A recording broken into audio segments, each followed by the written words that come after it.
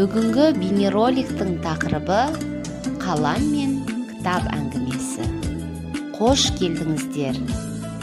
Мен қалам. Менсіз ешкім жаза алмайды.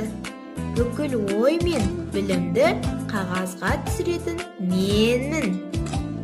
Ал мен кітаппын. Бүкіл тарих пен ғылымды, даналықты сақтап тұрған менмін.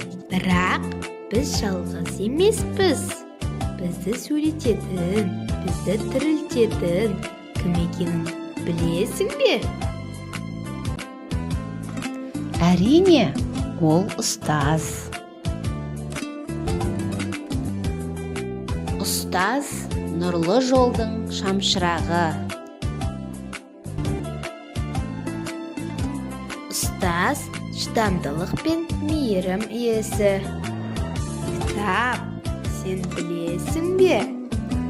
Мен ұстаздың қолына тигенде ғылымның кілтіне айналамын. Ал мен ұстаздың жүрегінен шыққанда өмірдің шамшырағына айналамын.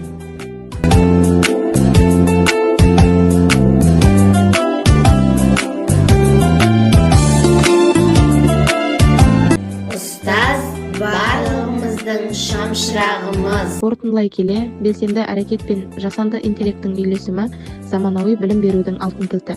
Мұғалім жаңа технологияны меңгеріп, оны баланың шығармашылығын дамытуға бағыттаса, сабақ шынайы өмірмен астасқан, қызықты және сапалы процеске айналады.